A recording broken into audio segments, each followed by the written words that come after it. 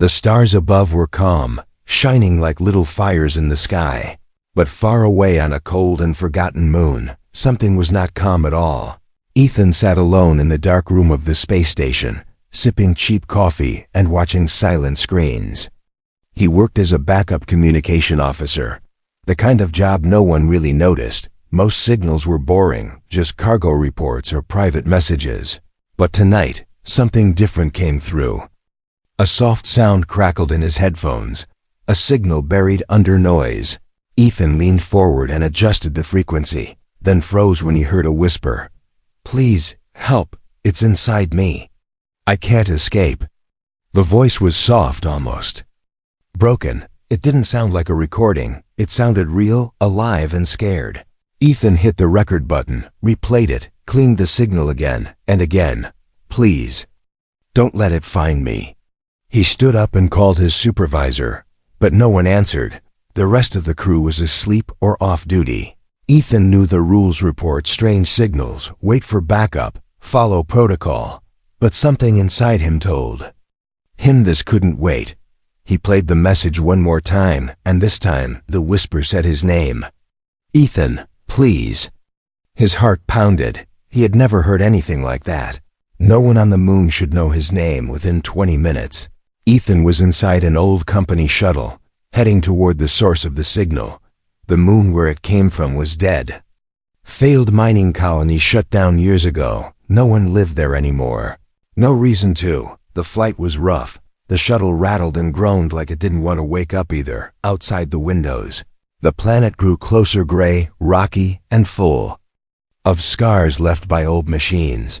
As he landed, a storm of dust flew up, making the air thick and ugly. Ethan put on his helmet, grabbed the flashlight, and stepped outside. The ground crunched under his boots. Old mining towers stood broken, like skeletons of a forgotten time. He found the entrance quickly, an old shaft sealed by a rusted door. The panel blinked weakly, but the emergency lights still worked. He took a deep breath, pressed the button, and the door groaned open. A wave of cold air hit him, smelling like metal and rot. He walked into the darkness, each step echoing too loud. Deeper and deeper he went, past broken signs and fallen cables. His flashlight lit only a small circle ahead. The rest of the tunnel stayed black, like it wanted to swallow him. His radio picked up static again, and the whisper returned. "Ethan, don't stop. Please." He paused, his breath fogging up the inside of his helmet. He wanted to turn back, but then he saw it, a small handprint on the wall, glowing faintly blue. And it was still wet. "Someone's alive down here," he whispered to himself. Soft noise came from deeper inside, like something moving slow and heavy. He turned a corner and saw writing on the wall, not human writing. It was curved and glowing slightly. Suddenly, all the lights went out, and only his flashlight remained, Ethan's. Radio hissed again, and this time the voice was louder, closer. "It hears me when I scream, but it hears me even more when I stop." Ethan's fingers tightened on the flashlight. He knew he had to keep going. Someone was down here, someone pregnant, scared, and possibly dying, and whatever it was, might still be watching at the end of the tunnel. He reached a large room, filled with old mining tools and crates. Something had been dragging them into a pile, making a nest. Then he heard it, bare feet running, breathing fast. Someone hiding behind the crates. He stepped forward and spoke gently. "I'm not here to hurt you. I heard your call." No answer, just soft shaking and shallow breath. Then from behind the crates, a pale figure peeked out, an alien girl, weak, frightened, and very much pregnant. Her skin glowed faintly, and her eyes locked onto Ethan's helmet. "You're human," she whispered, and her voice cracked.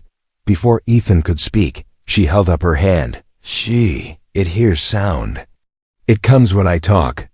Ethan nodded slowly, understanding that silence was now their only shield. But deep in the shadows something growled low, and they both knew it wasn't far. Kayla lay still, her body cold against the rough floor. She had woken up in darkness before, but never like this. Something was wrong inside her, something moving, something that didn't belong. Her breathing was shallow, soft, careful not to wake whatever else might be listening in the black tunnels around her. Her hands trembled as they touched her belly. It pulsed unnaturally, and a strange heat spread from deep within. She tried to remember how she got here. She remembered pain, sharp lights, voices that weren't speaking any language she knew, hands holding her down, machines humming. Then nothing. Then the darkness. Her ears caught a faint noise. Footsteps, soft, steady, human. She pulled herself behind an old crate, her bare feet slipping on the dusty floor. Her skin glowed faintly in the dimness, but she pressed herself into the shadows.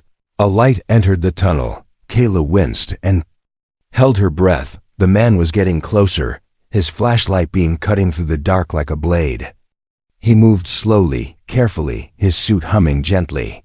Kayla watched from her hiding place, her eyes wide and unblinking. She didn't know if he was here to save her or finish what the others started. When he stopped near the pile of crates, she could smell him different. Not like the ones who hurt her. Not like the creature that had left her here. She made a tiny sound without meaning to. A gasp. His light shifted immediately. He had heard her. He stepped forward, slowly, like he was approaching a scared animal. He said something she didn't catch. The helmet distorted his voice, but she recognized the calm tone. She rose up just enough so her eyes could meet his. Her voice came out in a shaky whisper. "You're not one of them." He lowered his light when he saw her. His voice was soft now. "I'm human. My name is Ethan." Kayla's knees gave out, and she collapsed again, not from fear, but from exhaustion. She hadn't slept, hadn't eaten.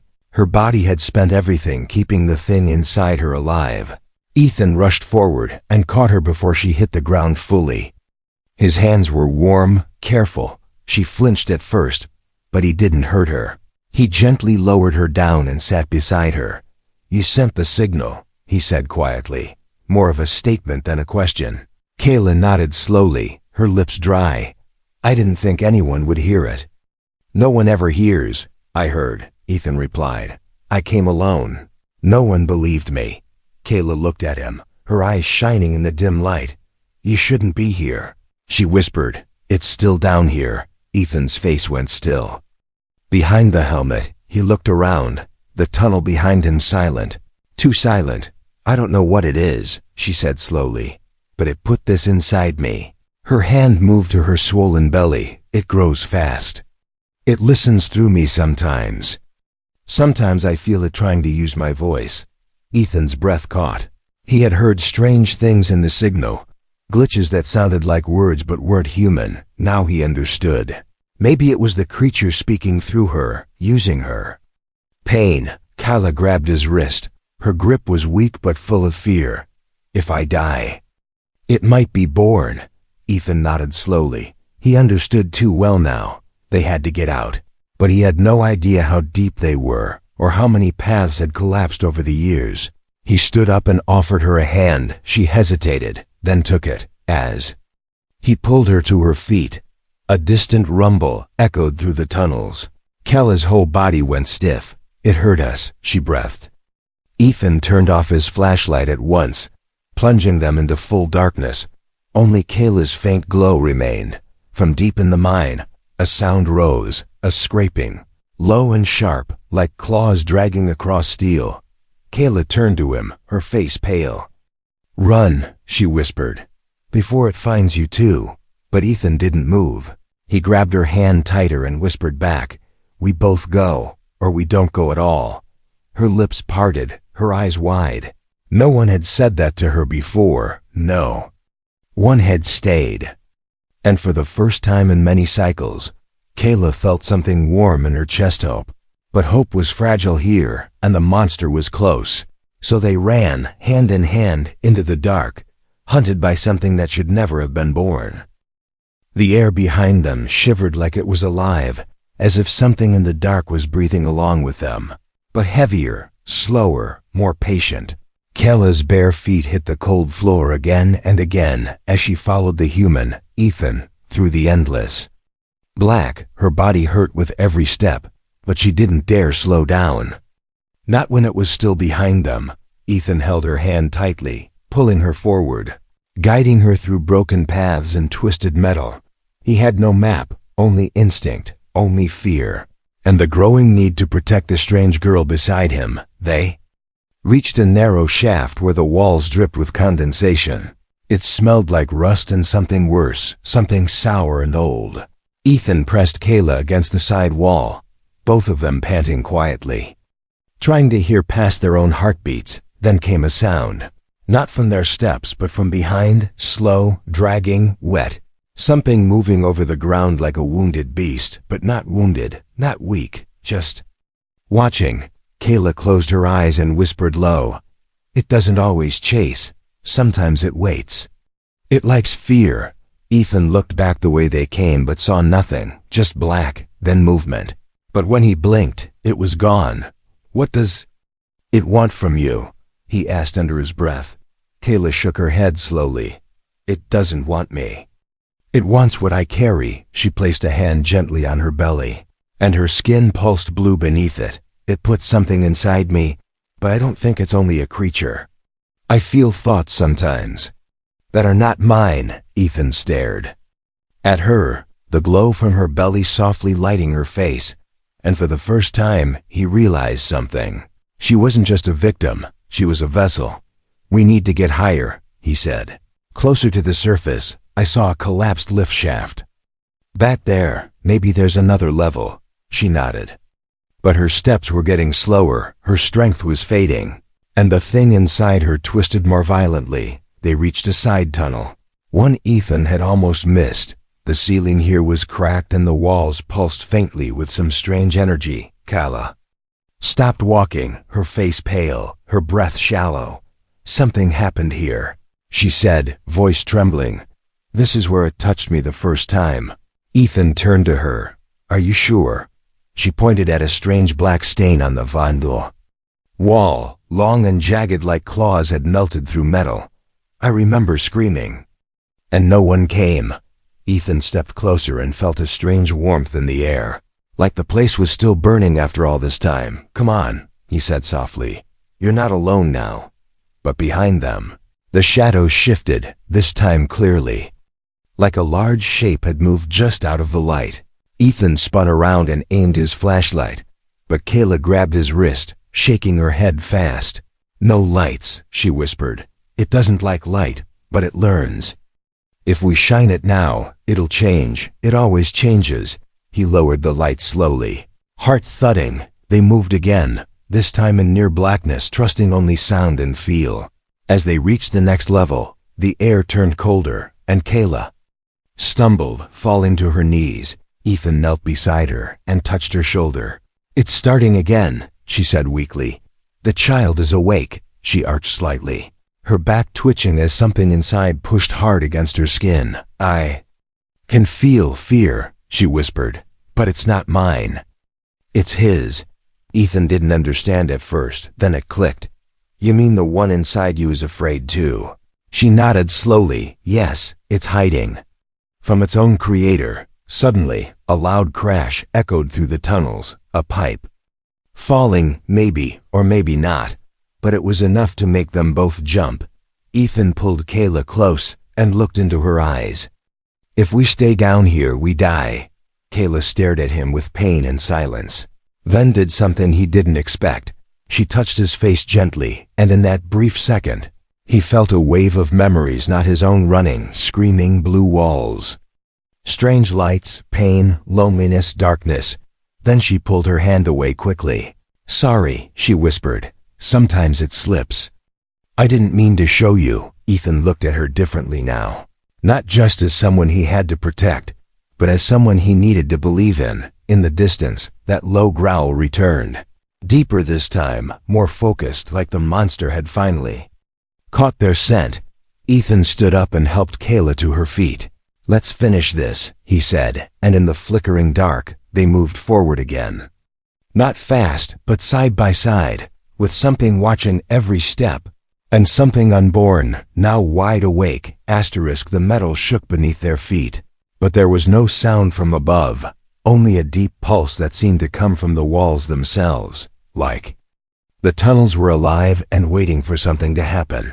Kayla leaned against the wall, her breaths shallow, her skin glowing dimly. Ethan stayed close, scanning the dark with his ears more than his eyes. Behind them, the creature was silent. Again. It didn't chase like a wild animal, it moved like it had time, like it already knew how the story ended. Ethan reached for the old wall console and wiped away years of dust.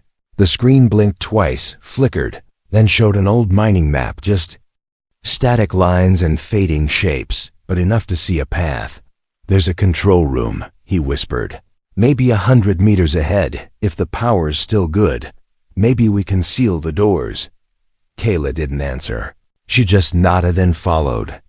Each step harder than the last, they turned a corner, and the floor changed, smoother, cleaner, but stained with strange black lines that looked like dried blood or something worse.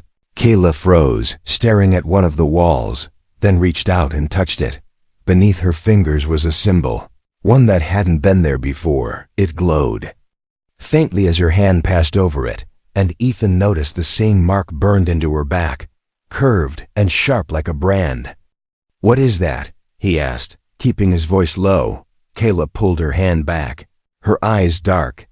"It's how it marked me," she said. "It means I belong to it." Ethan's jaw tightened. "You belong to no one." A long hallway led to a steel door, the control room. Ethan sprinted ahead and slammed his hand on the panel. Surprisingly, it responded. The door opened with a tired groan. Inside, the room was filled with dust and cracked monitors. Some screens still worked, showing broken camera feeds of empty tunnels and flickering lights. Kayla stumbled in, collapsed onto the floor, and curled around her belly, her body twitching as the thing inside her stirred again. "It's growing fast," she whispered. "Too fast." Ethan found the door control and locked it with a manual override. The metal hissed as it sealed. For now they were safe, but only for now. He turned to Kayla and knelt beside her. "Tell me everything." She looked at him, sweat dripping down her face. "It was a ship, not from here. Not from any system I know. It crashed near my colony." They came out, tall and silent, faces covered in black masks. They didn't speak. They just took people, many of us. I was one of the last. I fought. I screamed. Then I woke up underground. Ethan listened carefully, watching as she pressed her hand to her stomach again. "It wasn't just a creature they put in me. It was a test, something made to grow and adapt. Something smart." Ethan stood up and looked around the control room, then spotted a panel with red lights flashing under a clear cover. He wiped it clean and saw something that made his heart race. A warning, repeating over and over, in alien symbols and translated words.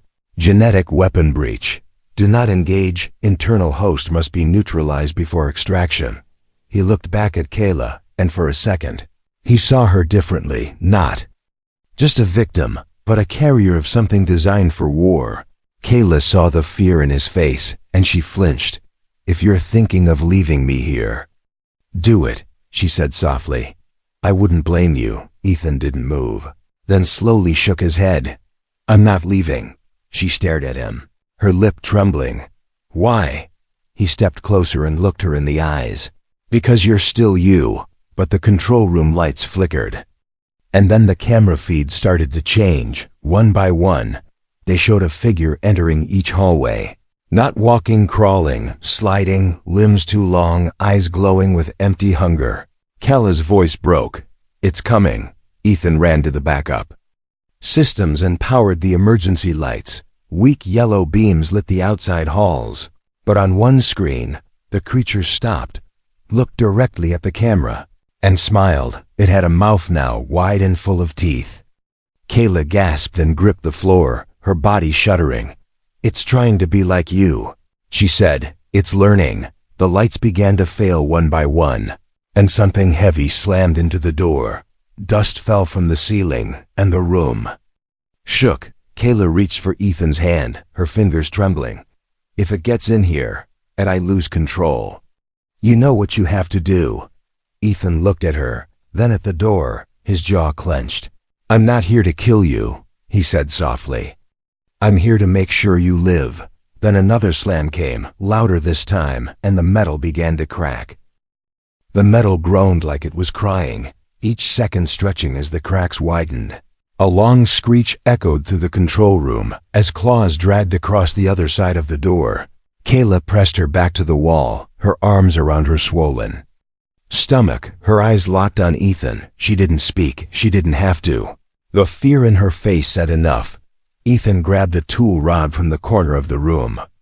Not because he thought it would stop the creature, but because holding something felt better than holding nothing. With a sudden bang, a corner of the door bent inward, the lights above flickered, and one of the screens went black. Kayla flinched, her body twitching as the thing inside her shifted again.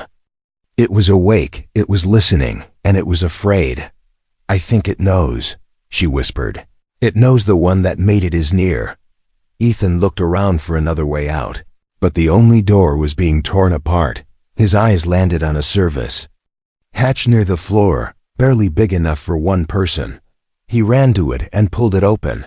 A narrow tunnel led downward into the maintenance shafts. Tight and dark, but it might lead to an escape. Kayla didn't move. She was frozen, her hands pressed flat against her belly.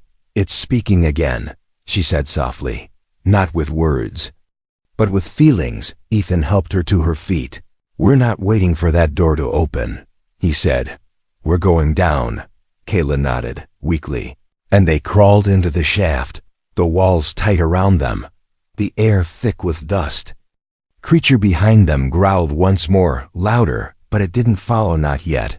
The maintenance shaft twisted like a snake, low and narrow, wires hanging from above, the floor slick and uneven. Kayla gasped as a wave of pain shot through her stomach. She nearly collapsed. Ethan caught her just in time.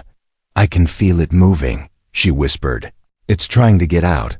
We're not letting it be born here." Ethan said, "Just a little further. There's got to be another access point."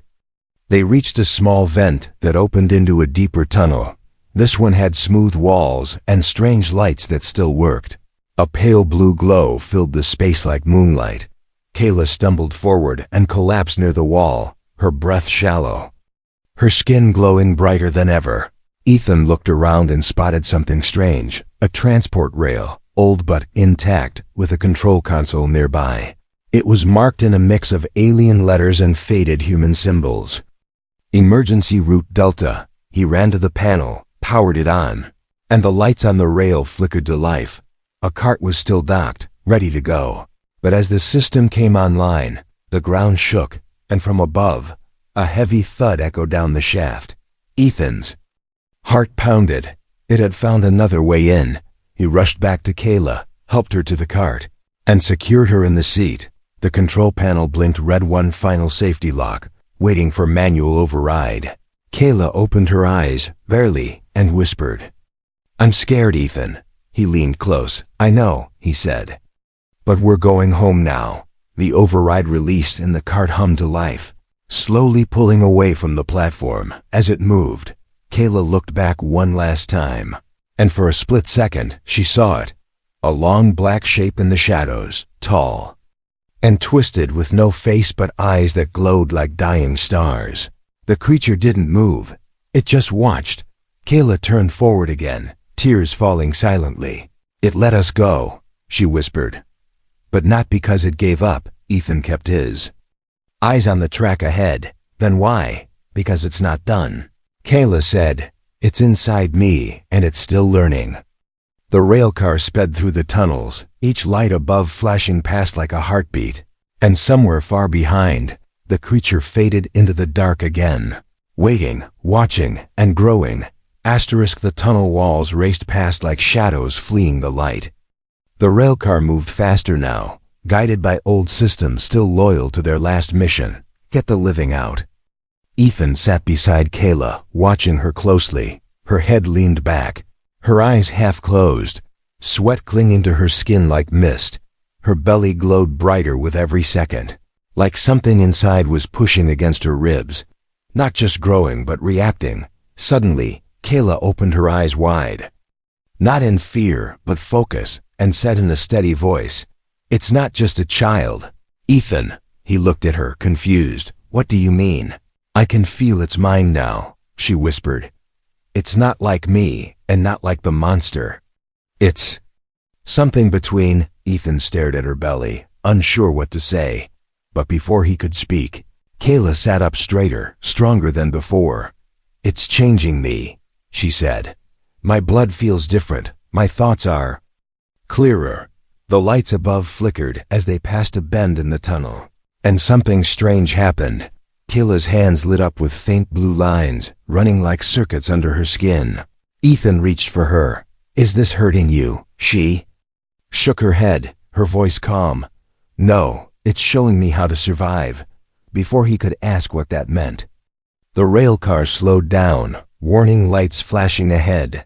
The track ended at a collapsed tunnel, rocks and twisted beams blocking the exit. Ethan cursed under his breath and jumped off the cart, looking for another way. A ladder on the wall led upward into darkness, maybe a service route to the surface. "Can you climb?" he asked her. Kayla stood slowly, her balance shaky, but her eyes burning with strange energy. "I think so," she said. "I think it wants to live as much as we do." They started climbing, rung by rung, the metal cold and damp. Ethan went first, Kayla followed close. But something changed with every step she took. Her hands no longer shook, her breathing grew steady, and her eyes seemed to glow even without the light. Halfway up the ladder, Ethan stopped. "You okay?" She nodded. "Better than okay," she said. "It's like I was dying before, and now I'm not." He reached the top and forced open a hatch. Moonlight spilled in, cold and quiet. They were near the surface now. Kayla climbed out behind him, and the air touched her skin like a promise.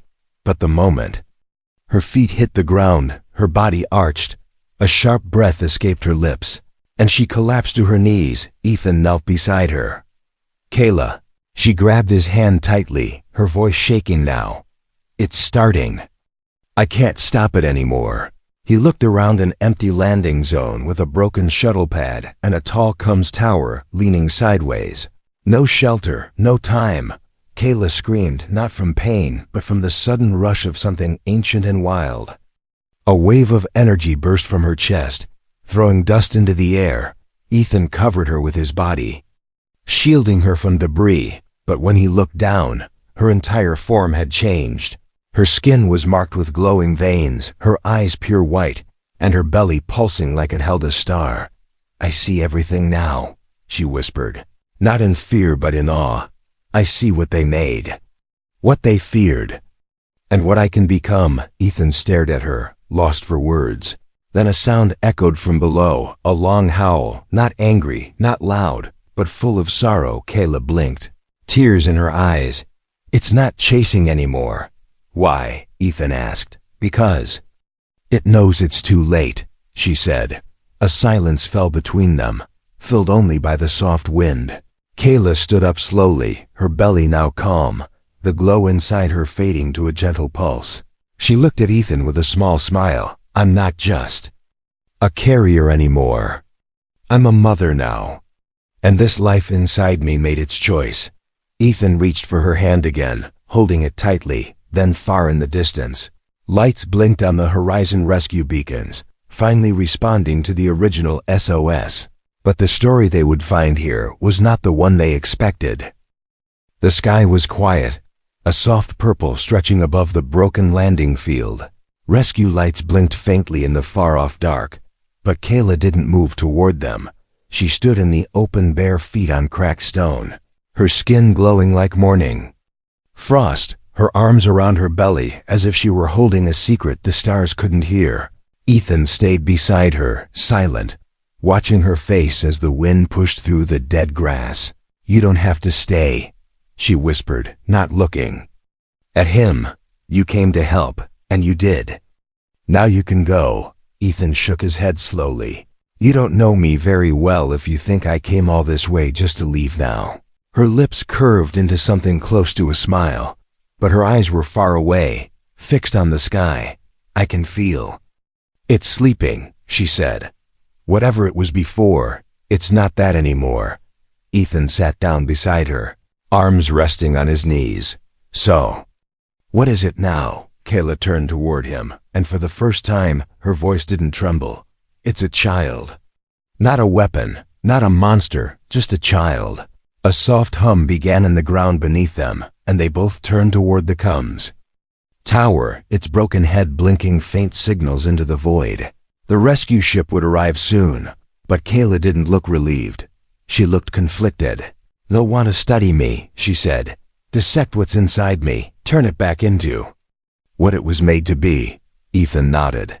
You're right. They will. Kayla looked down, her fingers tracing the glowing lines on her arms. I don't know if I can protect it from them. Ethan reached into his jacket and pulled out a signal tag. He turned it off with a simple press, the beacons. Light died quietly. She stared at him, eyes wide. What did you do? We're not waiting for rescue, he said calmly. Not here. Kayla blinked, confused. Then where? He stood up and offered her his hand. Somewhere safe. Somewhere quiet. Where no one knows what you carry. She stared at him for a long moment, her lips slightly parted. You're serious, she said softly. You'd hide me from your own kind. I'd protect you, Ethan answered. And if that means walking away from everything I knew, so be it.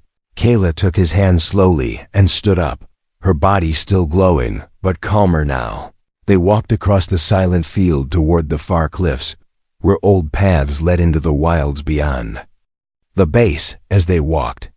The earth behind them trembled once more, not violently but softly, like something deep underground letting go. Kayla paused and turned back. It's gone, she said. The creature, the fear, all of it. Are you sure? Ethan asked. She nodded. It was never meant to survive, she whispered. It only lived to pass on something else. Something better.